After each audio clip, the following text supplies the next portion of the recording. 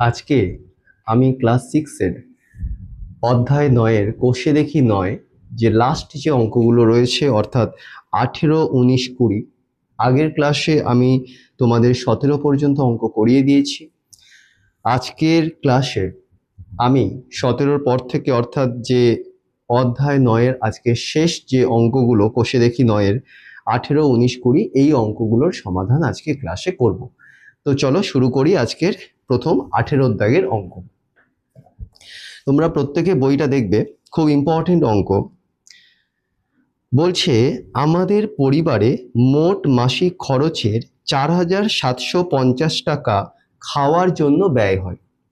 দেখো ভালো করে দেখবে যে আমাদের পরিবারে মোট মাসিক খরচের 4,750 টাকা খাওয়ার জন্য ব্যয় হয় এবং অন্যান্য খরচ হয় 5,900 টাকা। ঠিক আছে, তাহলে প্রথম লাইনে তোমাদের কি কি বলেছে?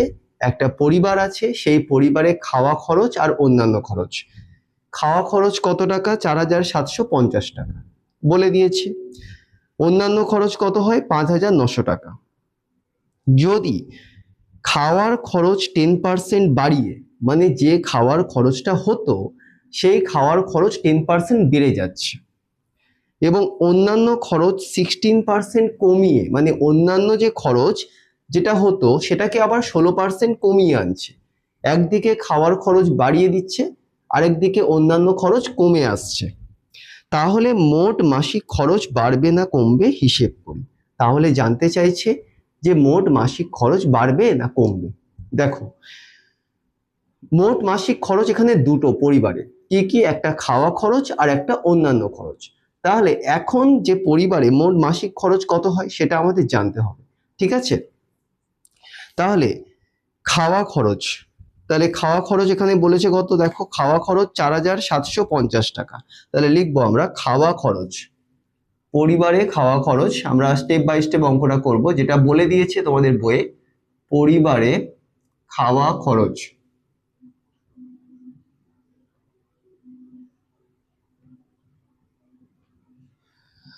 কত বলেছে? খাওয়ার খরচ 4,750 টাকা। 4,750 টাকা। আর বলেছে কি? পরিবারে অন্যান্য খরচ। তাহলে পরিবারে অন্যান্য খরচ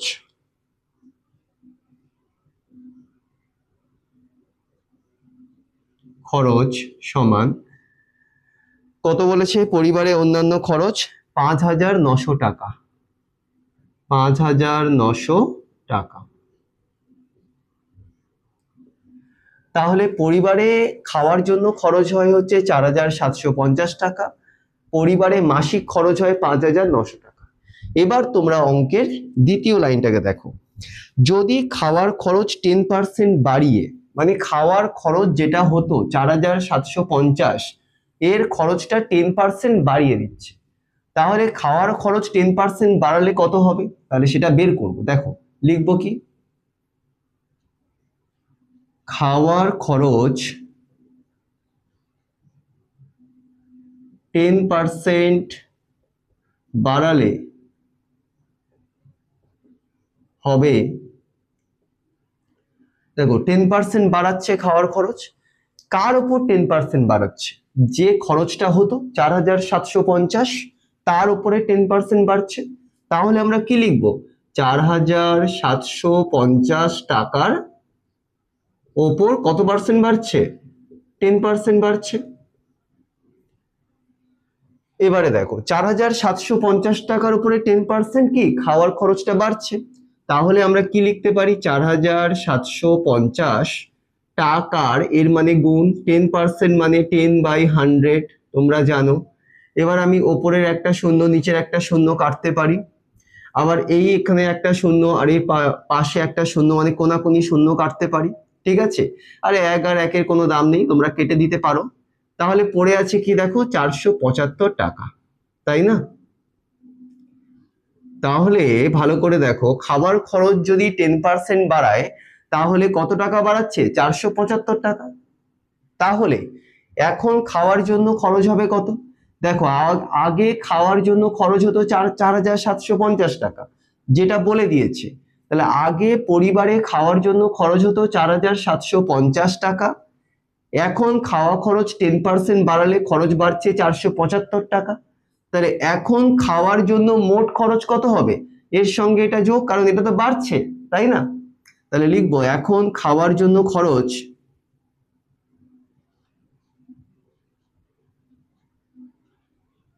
এখন খাওয়ার জন্য খরচ হবে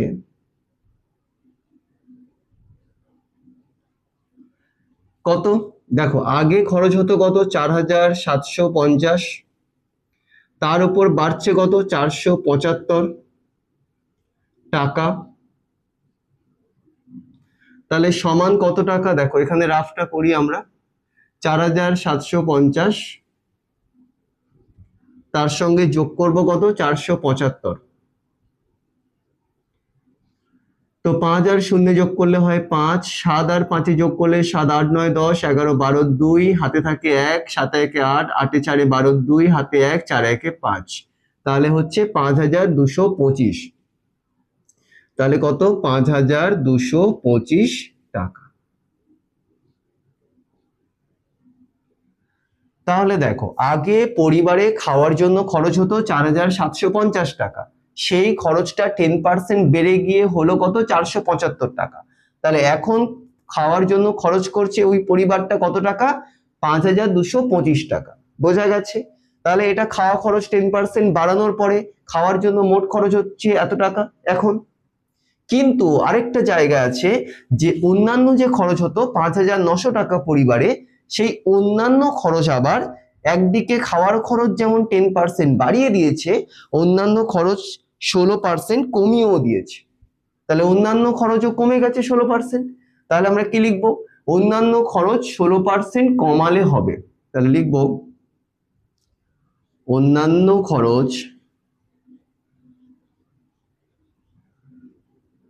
16% কমালে হবে।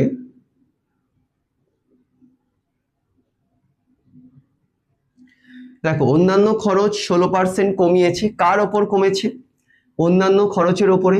হতো কত, 5,900 টাকা।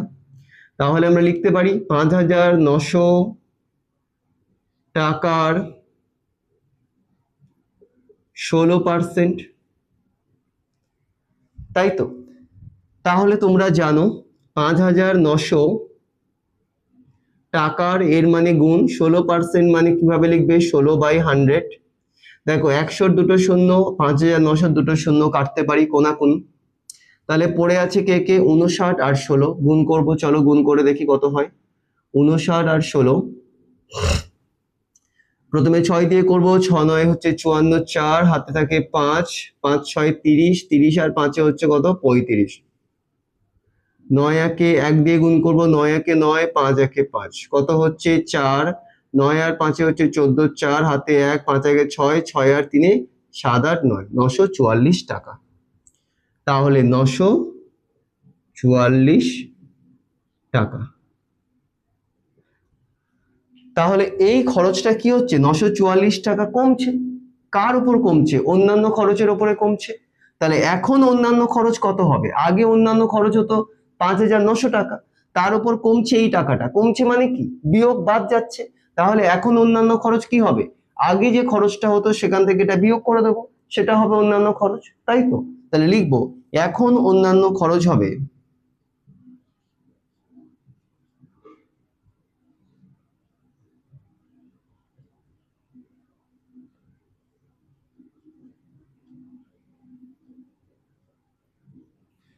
আগে হতো কত, 5,900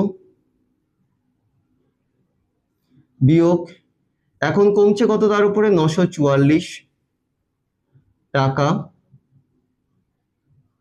সমান কত, দেখো। তাহলে এবারে বিয়োগটা করি, 5,900 থেকে 944 বিয়োগ, কমছে মানে কি, বাদ বিয়োগ করতে হয়। তো 4-এর পরে 0 মানে 10, 4-এর পরে 10 কত, 6 ঘর হাতে 1, 4 একে 5, 5-এর পরে 0 মানে 10, 5-এর পরে 10 5 ঘর হাতে 1, 9 একে 10, 10-এর পরে 9 মানে 19, 10-এর পরে 9 হচ্ছে 19 হচ্ছে 9 ঘর হাতে 1, 1-এর পরে 5 হচ্ছে 4 ঘর। তাহলে 4,956 টাকা।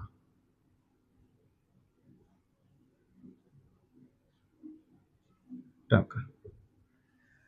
তাহলে দেখো একবার তোমরা দেখে নাও, পরিবারে খাওয়া খরচ যেটা তোমাদের বলে দিয়েছে বইয়ে 4750 যেটা আগে হতো, আর অন্যান্য খরচও হতো কত 5900। কিন্তু যিনি পরিবার চালাচ্ছেন তিনি ঠিক করলো যে না, অন্যান্য খরচ এত করা যাবে না।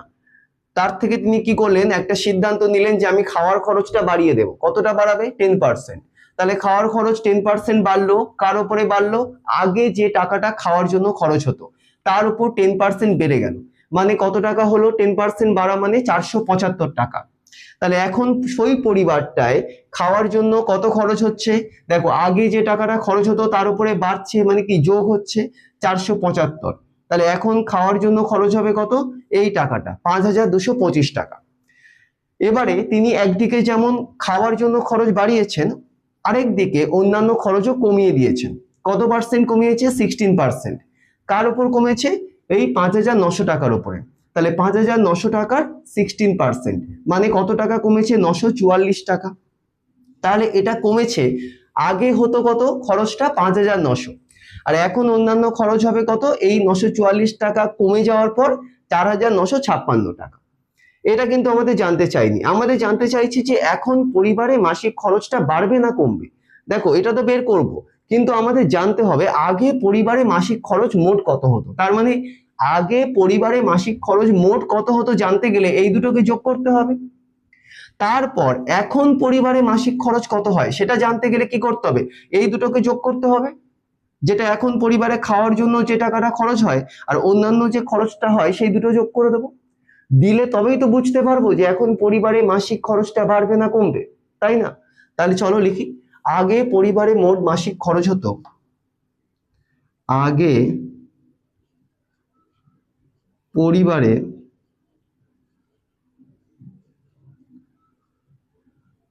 মোট মাসিক খরচ হতো কত? 5900 যোগ 4750 সমান টাকা সমান এই যোগটা করব 5900 4750 যোগ করলে কত হয়? 0, 5 আর 0 যোগ করলে 5, 9 আর 7 16, 6 হাতে 1, 4 একে 5, 5 5 10, 10,650 টাকা।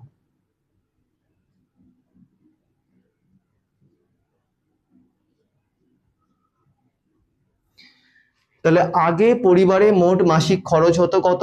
10,650 টাকা।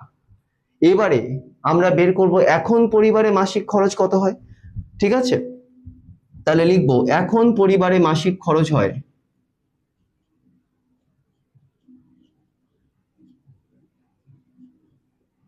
মোট মাসিক খরচ হয় সমান কত? দেখো এখন পরিবারে খাওয়ার জন্য কত খরচ হয়? 5225 যোগ অন্যান্য খরচ কত হয়? 4956 লিখবো টাকা। তাহলে এবারে এই দুটোকে যোগ করব আমরা, 5225 তার সঙ্গে 4956 যোগ কত হয়? 6 আর 5 কত? 6 আর 5 হয় 11, 1 হাতে থাকে 1, 5 একে 6, 6 আর 2 হয় 8, 9 আর 2 কত? 9, 10, 11, 1 হাতে 1, 4 একে 5, 5 5 10, 10,181।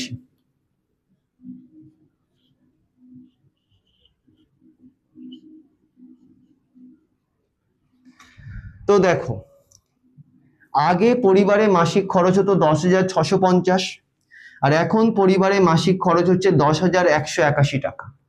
তাহলে এবারে তোমরা বলো তো, যে জানতে চাইছে যে মোট মাসিক খরচ বাড়বে না কমবে। দেখো আগে খরচ হতো কত?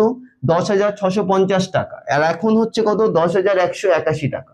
তাহলে এখন খরচ তো কম হচ্ছে আগের থেকে, তাহলে মোট মাসিক খরচ কি কমবে? তাহলে আমাদের এই হয়ে গেল উত্তর। অতএব মোট মাসিক খরচ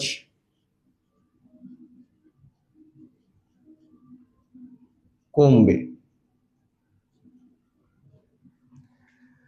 আশা করি অঙ্কটা তোমরা সবাই বুঝতে পেরেছো, স্টেপ বাই স্টেপ আমি করে দেখালাম। একটু বোর্ডটা ছোট, সেই জন্য তোমাদের ধরাতে গেলে একটু ছোট হয়ে গেছে হ্যান্ড রাইটিংটা, তোমরা একটু বুঝে নিও। তাও যদি তোমাদের প্রবলেম আসে আমাকে জিজ্ঞাসা করবে কমেন্টে, আমি আবার তোমাদের বুঝিয়ে দেব। তো এই হলো আমাদের আজকের 18 দাগের অঙ্ক। এবারে আমরা চলে যাব পরবর্তী 19 দাগের অঙ্কতে।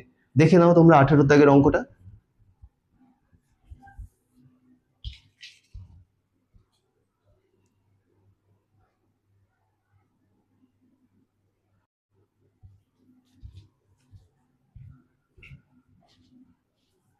তো এবারে আমি চলে এসেছি পরবর্তী 19 দাগের অঙ্ক। তোমরা প্রত্যেকে বইটা দেখবে। 19 দাগের অঙ্কটা কি বলছে দেখো, একটি শহরের বর্তমান জনসংখ্যা 26,250 জন। মানে একটা শহর, তার বর্তমান জনসংখ্যা বলেছে 26,250 জন। যদি বার্ষিক 4% হারে জনসংখ্যা বাড়ে, বার্ষিক মানে প্রতি বছর 4% হারে জনসংখ্যা বাড়ছে, তবে পরের বছর জনসংখ্যা কত হবে সেটা জানতে চাইছি। 2 বছর পর জনসংখ্যা কত হবে ওটাও জানতে চাইছি। দেখো একটা শহর আছে, সেই শহরের বর্তমান জনসংখ্যা মানে এখন জনসংখ্যা বলে দিয়েছে বইয়ে তোমাদের 26,250 জন। এবারে ওই শহরের জনসংখ্যা প্রতি বছর 4% হারে বাড়ছে, মানে আজকে যে জনসংখ্যাটা আছে তার 4% বাড়ছে পরের বছর। তো পরের বছর জনসংখ্যা কত হবে সেটা বের করতে হবে, জানতে চাইছে। আরেকটা জিনিস জানতে চাইছে 2 বছর পর জনসংখ্যা কত হবে সেটাও তোমাদের বের করতে হবে। অর্থাৎ এখানে তোমাদের দুটো অঙ্ক মানে উত্তর জানতে চাইছে। ঠিক আছে, আমরা সেই দুটো উত্তর আমরা বের করব। প্রথমে আমরা বের করব যে পরের বছর জনসংখ্যা কত হবে, এটা আমরা বের করব। তো চলো আমরা শুরু করি স্টেপ বাই স্টেপ অঙ্কটা। তো প্রথমে তোমাদের বইয়ে বলে দিয়েছে যে বর্তমান জনসংখ্যা শহরের 26,250 জন। তাহলে আমরা লিখব যে শহরের বর্তমান জনসংখ্যা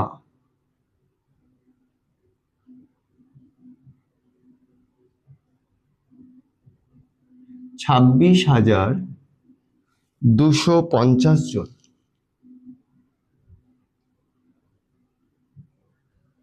26,250 জন। আর জনসংখ্যা বাড়ছে কি হারে, কত পার্সেন্ট হারে বাড়ছে? 4% হারে বাড়ছে। তাহলে প্রথম বছর জনসংখ্যা বাড়বে কত? 26,250 জনের কত 4% হবে। তাহলে আমরা লিখব প্রথম বছর জনসংখ্যা বাড়বে, প্রথম বছর জনসংখ্যা বাড়বে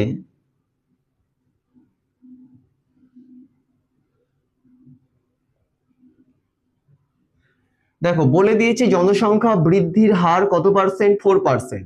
তাহলে প্রথম বছর জনসংখ্যা বাড়বে কত, বর্তমান জনসংখ্যার 4%। তাহলে বর্তমান জনসংখ্যা কত, 26,250 জনের 4%। মানে কি 26,250 জন এর মানে গুণ 4% মানে 4/100। তো দেখো আমরা কোনাকুনি এই জিরো কেটে দিতে পারি। এবারে আমরা 4 আর 10 কে কাটতে পারি 2 দিয়ে, 2 2 এ 4, 2 5 এ 10। এবারে আমরা 2625 কে 5 দিয়ে কাটতে পারি। তোমরা যারা মুখে মুখে পারবে না তোমরা এখানে ভাগ করতে পারো, 2625 কে 5 দিয়ে করে দেবে। আমি মুখে মুখে করে দিচ্ছি, দেখো 5 5 এ হচ্ছে 25, আমি এখানে লিখছি 5 5 এ 25, 25 এর পরে 5 এর পরে 6 1, 2 নামবে, 5 2 এ হচ্ছে 10, 10 এর পরে 2 নামবে, 2 যাবে না, 5 নামবে, 5 5 এ হচ্ছে 25। তাহলে 525 উপরে পড়ে আছে 525 গুণ 2। তাহলে 525 কে 2 দিয়ে গুণ করলে কত হয় তোমরা দেখে নাও। 525 কে 2 দিয়ে গুণ করলে হয় 5 2 10 0, হাতে 1 2 2 4 আর একে কত 5 আর 5 2 10। তাহলে 1050 জন। তাহলে প্রথম বছর জনসংখ্যা বাড়বে কত, 1050 জন। তোমাদের প্রশ্নে মানে অঙ্কে জানতে চেয়েছে যে পরের বছর জনসংখ্যা কত হবে। তাহলে পরের বছর জনসংখ্যা কত হবে, বর্তমান জনসংখ্যার উপরে বাড়ছে কত 1050 জন। তাহলে এই দুটোকে যোগ করলে যেটা বেরোবে সেটা কি পরের বছর জনসংখ্যা। তাহলে আমরা লিখব পরের বছর জনসংখ্যা হবে, অতএব দিয়ে পরের বছর জনসংখ্যা হবে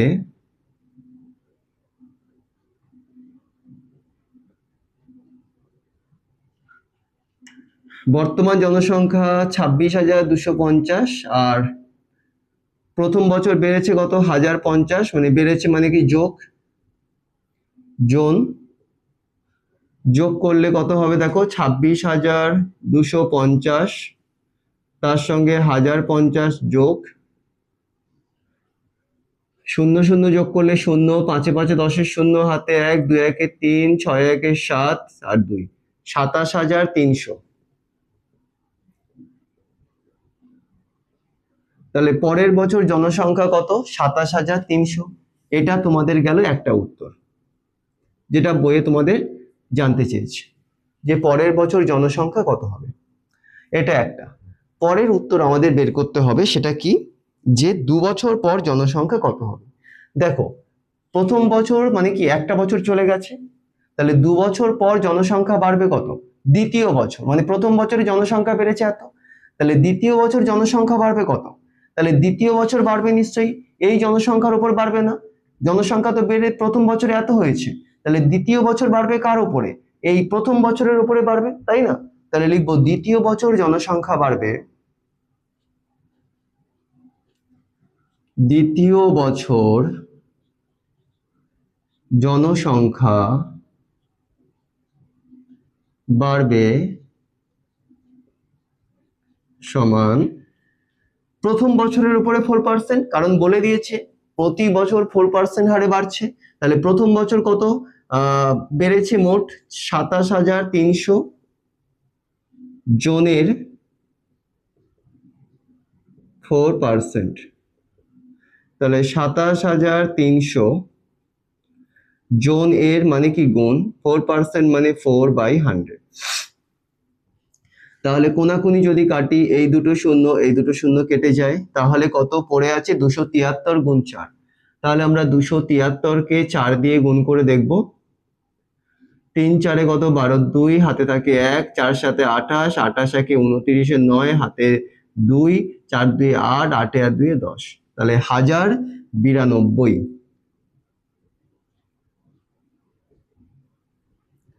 জন। তাহলে দ্বিতীয় বছর জনসংখ্যা বাড়বে কত 1092 জন। জানতে চাইছে কি 2 বছর পর জনসংখ্যা কত বাড়বে, এটাই জানতে চাইছে তো, যে 2 বছর পর জনসংখ্যা কত হবে।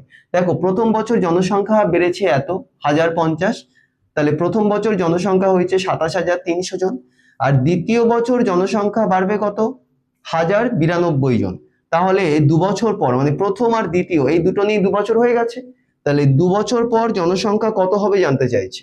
তাহলে 2 বছর পর জনসংখ্যা কত হবে, প্রথম বছরে ছিল জনসংখ্যা এত আর দ্বিতীয় বছরে বেড়ে গেছে এত, তাহলে এই দুটোকে যোগ করলে যেটা হবে সেটাই হচ্ছে 2 বছর পর মোট জনসংখ্যা, তাই তো। তাহলে লিখবো অতএব 2 বছর পর মোট জনসংখ্যা হবে, সেটাই তো জানতে চাইছে।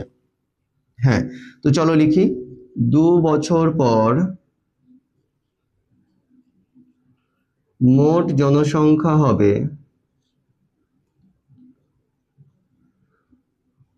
2 বছর পর মোট জনসংখ্যা হবে সমান, প্রথম বছরে ছিল কত 27,300 যোগ দ্বিতীয় বছর বেড়েছে কত 1092, বেড়ে গেছে মানে যোগ জন সমান কত, এবার আমরা যোগটা করব 27,300 তার সাথে যোগ 1092,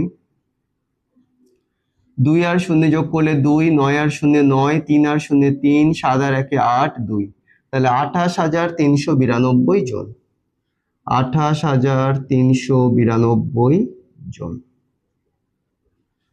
তাহলে 2 বছর পর মোট জনসংখ্যা কত হবে 28,392 জন, এটা আমাদের জানতে চেয়েছে, অর্থাৎ এই হলো আমাদের শেষ উত্তর, এটাই আমাদের আনসার।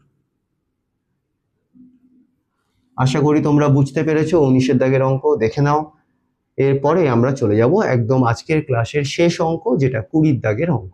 ঠিক আছে, তোমরা দেখো যদি অসুবিধা থাকে তোমরা কমেন্ট বক্সে জানিও। আরেকটা ব্যাপার, তোমরা যদি এই ক্লাস যারা রেগুলার দেখছো তোমাদের ক্লাস কেমন লাগছে সেটাও কিন্তু কমেন্ট বক্সে জানিও, এটা ভুলো না।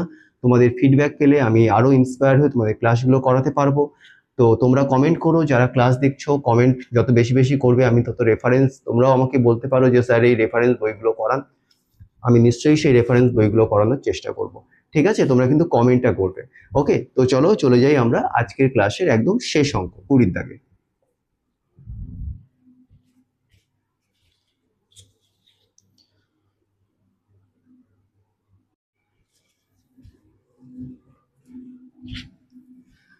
এবার আমি চলে এসেছি 20 দাগের অঙ্ক। তোমরা প্রত্যেকে বইটা দেখবে, কি বলছে আমি পড়ছি দেখো। ফসল ওঠার মুখে ধানের দাম ছিল কুইন্টাল প্রতি 1080 টাকা। বর্ষাকালে ধানের দাম 15% বৃদ্ধি পেয়েছে। যে কৃষক ফসল ওঠার মুখে 12 কুইন্টাল ধান বিক্রি করেছেন তিনি বর্ষাকালে সেই পরিমাণ ধান বিক্রি করলে কত টাকা বেশি পেতেন? দেখো, যখন ফসল উঠছে না মাঠ থেকে যখন ফসল উঠছে সেই সময় কুইন্টাল প্রতি ধানের দাম ছিল 1080 টাকা। একজন কৃষক সে 12 কুইন্টাল ধান বিক্রি করেছে। যদি একজন কৃষক 12 কুইন্টাল ধান যখন ফসল উঠছে তখন যদি বিক্রি করত, তখন ধানের দাম পেত কত? 1080 টাকা করে প্রতি কুইন্টাল। মানে 1 কুইন্টাল ধানের দাম পেত 1080 টাকা। তাহলে 12 কুইন্টাল ধান বিক্রি করে নিশ্চয়ই বেশি টাকা পেত, বেশি মানে গুণ। কিন্তু যদি কৃষকটি ফসল ওঠার মুখে যদি ধানটা বিক্রি না করে একটু ওয়েট করে যেত, মানে বর্ষাকালে করত, তাহলে বর্ষাকালে ধানের দামটা 15% বৃদ্ধি পেয়েছে। কার উপরে? যে দামটা ফসল ওঠার মুখে ছিল, অর্থাৎ 1080 টাকার উপরে 15% বৃদ্ধি পেয়েছে। ঠিক আছে, তাহলে যদি বর্ষাকালে ধানটা কৃষক বিক্রি করতো একটু অপেক্ষা করে, তাহলে একটু বেশি টাকা সে পেত। এবারে জানতে চাইছে কত টাকা বেশি পেত, সেটাই তোমাদের বের করতে হবে। তো চলো সমাধানটা দেখে দাও কিভাবে করব। দেখো, ফসল ওঠার মুখে ধানের দাম ছিল কত? কুইন্টাল প্রতি 1080 টাকা। আর কৃষকের মোট ধান কত? 12 কুইন্টাল। তো ফসল ওঠার মুখে ধানের দাম ছিল, যেটা প্রশ্নে বলা আছে আমি লিখে নিই, ফসল ওঠার মুখে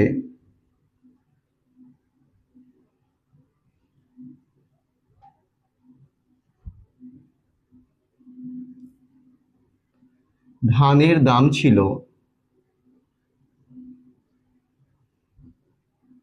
1080 টাকা।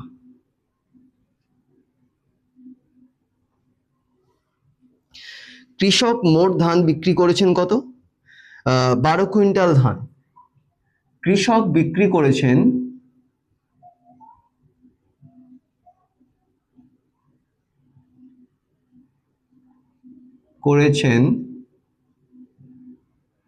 12 কুইন্টাল ধান। 12 কুইন্টাল ধান।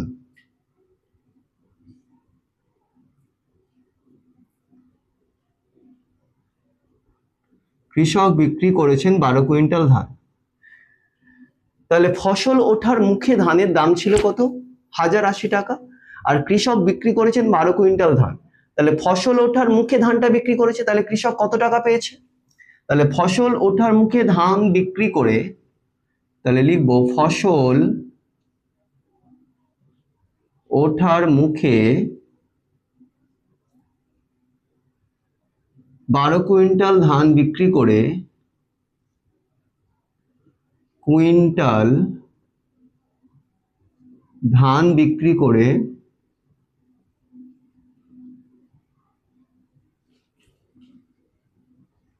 কৃষক পেয়েছেন সমান, দেখো ফসল ওঠার মুখে 12 কুইন্টাল ধান বিক্রি করে কৃষক কি পেয়েছেন? দেখো, ফসল ওঠার মুখে ধানের দাম ছিল কত টাকায়? 1080 টাকা। আর কৃষক বিক্রি করেছেন 12 কুইন্টাল ধান।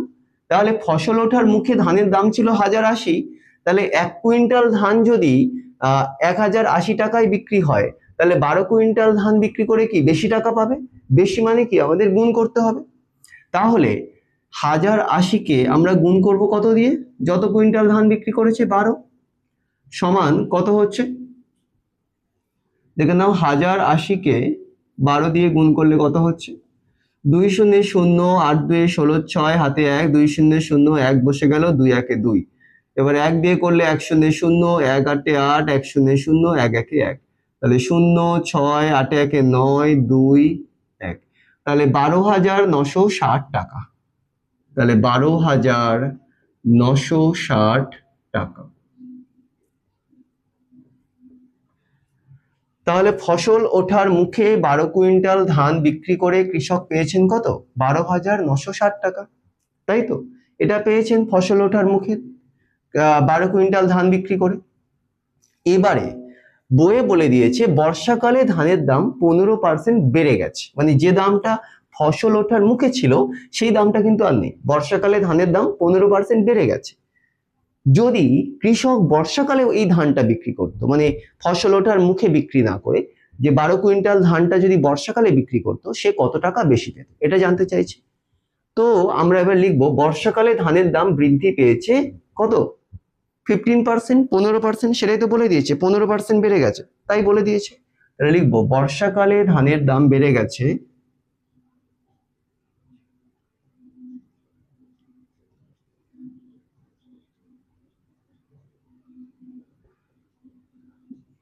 বর্ষাকালে ধানের দাম বেড়ে গেছে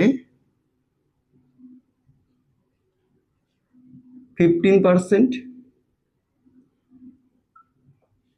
তাহলে বর্ষাকালে ধানের দাম হবে কত সেটা বের করতে হবে। তাহলে বর্ষাকালে ধানের দাম হবে,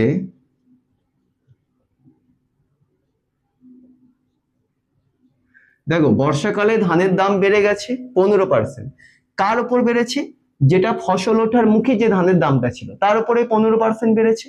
তাহলে ফসল ওঠার মুখে ধানের দাম ছিল কত, 1080, তার উপর বেড়েছে কত, 15%, 1080 টাকার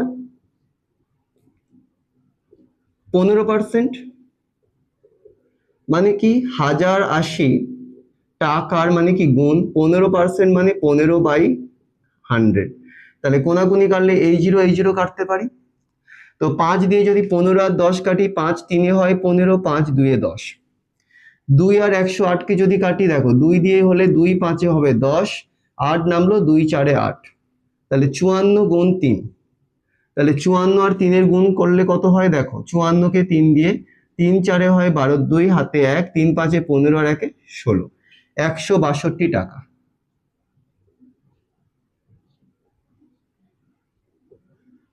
তাহলে বর্ষাকালে ধানের দাম কত, 162 টাকা, মানে বেড়েছে বর্ষাকালে ধানের দাম, এখানে এটা হবে বলবে না, বর্ষাকালে ধানের দাম বেড়েছে, বর্ষাকালে ধানের দাম বেড়েছে 162 টাকা। তাহলে মোট ধানের দাম কত হলো, তাহলে মোট ধানের দাম, তাহলে বর্ষাকালে মোট ধানের দাম, আমি লিখছি না, বর্ষাকালে মোট ধানের দাম দাম হবে, দেখো আগে ধানের দাম ছিল কত, 1080, তার উপর বেড়েছে কত, বেড়েছে মানে যোগ 162 টাকা, সমান কত যোগটা, দেখো 1080 তার সঙ্গে 162 যোগ, 2 আর 0 যোগ করলে 2, 8 আর 6 9 10, 10 আর 4 14, 4 হাতে 1, 1 1 2 আর 1, তাহলে 1200 কত, 42 টাকা। তাহলে 1242 টাকা। তাহলে বর্ষাকালে মোট ধানের দাম কত হবে, 1242 টাকা।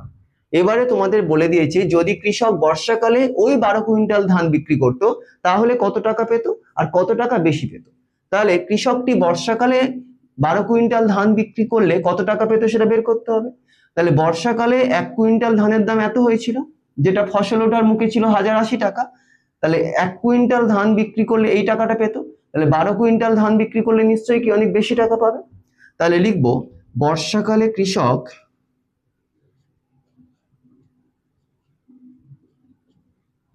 কৃষকটি 12 কুইন্টাল ধান বিক্রি করলে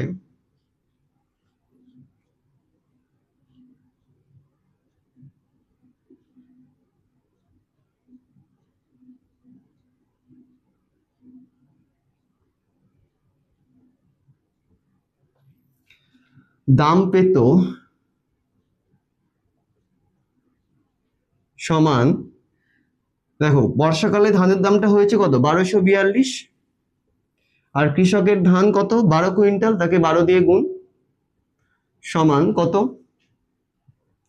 দেখো 1242কে যদি 12 দিয়ে গুণ করি, এখানে গুণটা করে দিই, দেখো 2 2 কত 4, 4 2 8, 2 2 4, 2 1 2, 1 2 2, 1 4 4, 1 2 2, 1 1 1, তাহলে 4, 8 আর 2 যোগ করলে 10 এর 0, হাতে 1, 4 4 8 আর 1 9, 2 2 4 আর 1, তাহলে 14,904 টাকা, 14,904 টাকা।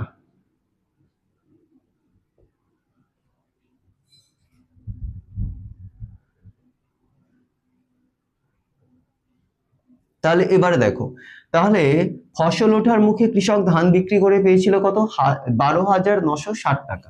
যদি ওই ধানটা 12 কুইন্টাল ধান যদি ফসল ওঠার মুখে বিক্রি না করে যদি একটু অপেক্ষা করে বর্ষাকালে বিক্রি করত, তাহলে পেত কত 14,904 টাকা। তাহলে অবশ্যই বর্ষাকালে বেশি পেত। জানতে কিন্তু এটা চাইনি, জানতে চাইছে কি কত টাকা বেশি পেত। তার মানে কত টাকা বেশি পেত, এই টাকাটা থেকে যে টাকাটা যে ফসল ওঠার মুখে বিক্রি করেছে ওটা বিয়োগ করে দেবো। তাহলে কৃষকটি বেশি পেত, অতএব দিয়ে লিখব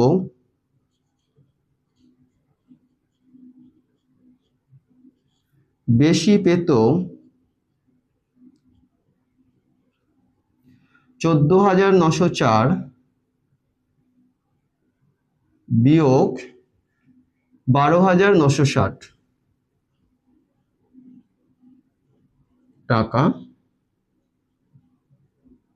সমান, তাহলে এর থেকে 12,960 বিয়োগ করে দিই, এখানেই করে দিই, তাহলে দেখো কত হচ্ছে, 0 থেকে 4 বিয়োগ করলে 4, 6 এর পরে 0 মানে 10, 6 এর পরে 10 4 ঘর, হাতে 1, 9 কে 10, 10 এর পরে 9 মানে 19, 10 এর পরে 19 9 ঘর, হাতে 1, 2 1 3, 3 এর পরে 4 1 ঘর, 1 1 0, কোনো দাম নেই, 1,944 টাকা। তাহলে কত 1,944 টাকা। তাহলে কৃষকটি বেশি পেত কত টাকা 1,944 টাকা। তো এই হলো আজকে আমাদের ক্লাসের একদম শেষ অঙ্ক, এবং সেই সাথে আজকের আমার ক্লাস এখানেই শেষ। আশা করি তোমরা এই 9 অধ্যায়ের যতগুলো অঙ্ক আমি সবগুলো তোমাদের সমাধান করে দেখিয়ে দিলাম। আশা করি তোমরা সবাই বুঝতে পেরেছো। এরপরে আমরা পরের লেসনে চলে যাব। তো আবারও বলছি, ক্লাস শেষ করার আগে তোমরা যারা এই ক্লাসগুলো আমার চ্যানেলে তোমরা রেগুলার যারা দেখছো, তোমরা কিন্তু অবশ্যই কমেন্ট করো কেমন লাগছে ক্লাসটা, সেটাও কিন্তু জানাতে ভুলো না। এবং অবশ্যই তোমরা যদি কোনো বলো যে স্যার এই অঙ্কগুলো অসুবিধা আছে, আপনি আরেকবার করিয়ে দিন, তোমরাও সেটা বলতে পারো, কমেন্ট বক্স খোলা আছে। আর তোমরা অবশ্যই মনে করে কমেন্ট করো। পরীক্ষা সামনে, ভালো প্রিপারেশন তোমরা নাও, যেখানে অসুবিধা হবে জিজ্ঞাসা করো আমাকে, আমি সর্বদাই তোমাদের সাথে আছি। Thank you so much. আজকের ক্লাস এই পর্যন্ত। For watching the class today.